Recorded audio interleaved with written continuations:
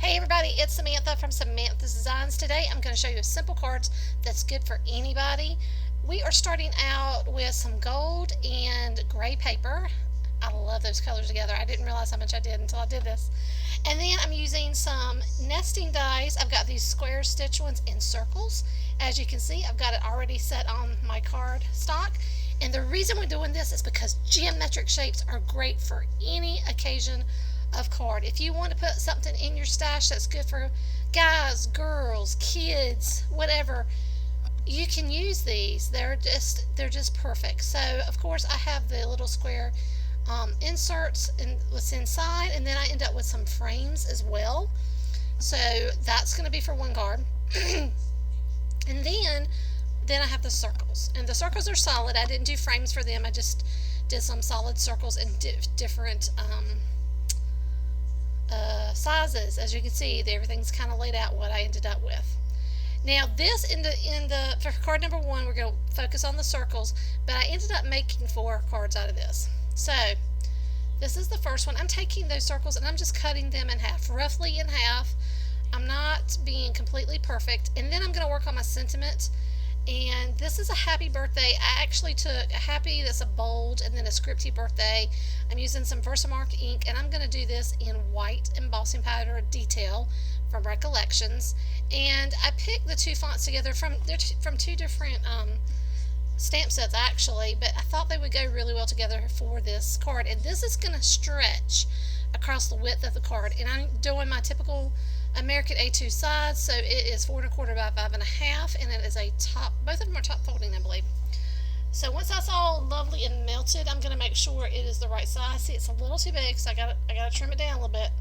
Love my guillotine trimmer for this kind of stuff. It is perfect, and I can make sure that I get nice straight lines, or as straight as I can get things, because still, if I put it on the card, it's likely not going to be straight, but that's okay. Now I am going to take all of these circles and I'm going to separate them by color so that I can start building what I want each of this little menagerie of things to look like. And I'm alternating yellow and gray. Now I've seen this on Pinterest. This is definitely Pinterest inspired. But I've always wanted to try this, and I love geometric shapes just because they're good for everything.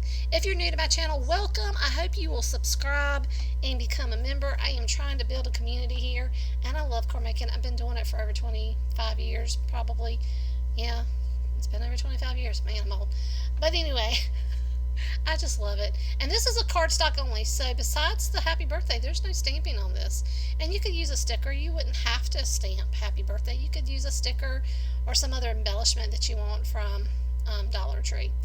Okay, so I'm going to start gluing these together, and they're all getting stuck to kind of one side, and then this is going to be like the bottom portion, and then the top portion is also stuck to one side. As you can see, I'm using Elmer's crap-on glue for this because it gives me a little bit of wiggle time. It helps me make sure it's somewhat straight. I'm going to be honest, I'm not the best at keeping things straight. We all know that. Okay, I did tear it a little bit, but I fixed it, and I'll show you that at the end. So I'm going to put this on my card base. Now for this, I'm going to do my Elmer's tape runner. I just want to do it because it was a little bit quicker. So I'm going to get this put all the way to the left side, kind of in the middle, and then I'm just making sure, okay, that's where my happy birthday is going to go, and then I want this to go on the opposite side on the right, and there's going to be a little bit of gap so that where that sentiment's going to go, and I did not get that straight. Told you, can't do one card straight. I'm just not that precise, people. It's okay. If you're not precise, just know it's okay. I'm going to put this up on some foam tape, of course.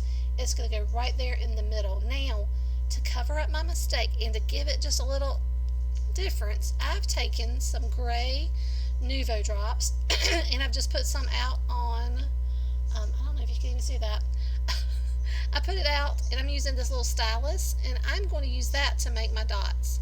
So the first one's going to go there, and that's just to cover up where I ripped the paper. And then I'm just going to put some here, there, and everywhere. And I decided that I definitely wanted some kind of going around the circles. You do this a lot with butterflies to show movement, but I just thought it would be pretty. And you just do that by doing 1, 2, 3 without re-inking or putting your stylus in to the Nuvo drop. These will dry much quicker than Nuvo drops you squeeze. Okay, number 2. Here we go. Now this is going to use the squares and the frames. And again, I'm just alternating colors and I'm trying to figure out, alright, where do I want to place everything? I thought I put the gold there and then follow it up, find the next size in the frame, put that at the bottom, and then the last little gray box or square in the middle. And you know what? That looks perfect, and I could have gone with that. I didn't. I changed it, but that's okay. I'm going to use my little trick I learned from Natasha Foot here on YouTube. I guess that's how you say her name. And I'm just doing the little corners of the double-sided tape so that hopefully I can get this straight. And I can tell you, it still is not 100% for me. It doesn't work 100% of the time, but it's better when I do it this way than if I try to do it any other way. Another thing, I could have used the liquid glue, but I didn't want to have to wait for it to dry because it takes a little bit of time and I'm impatient. So I use this little trick instead. So I am pulling this all out, and then I'm going to get everything else arranged the way I want it to with all the other squares and frames. Next one, and then I didn't put it toward the end, kind of put them out to the outside. Now I'm using these little stickers that I got from AliExpress, and I'm using 3 of them to put on my card. Each of the sentiments says be grateful, dream big, and seize the day. And I use the rule of 3s because that makes things look pleasing. Of course, we know that. And I just put them where I think they naturally should be. Then since I have those Nuvo drops out, I'm going to do the same thing, and I'm going to do the 3 dots again and put them in different areas where I just put it on once and then do the 3, and it makes slightly smaller dots each time. I really like this better because I'm very bad about putting Nuvo drops somewhere and then they don't dry very quickly, and then they get smushed because I put something on top of them too soon. This way, these drops will dry much quicker. So I really encourage you. And I think I learned this from Hedgehog Hollow here on YouTube. I saw her do this and I was like, oh, that's a really brilliant idea. I have not done that before.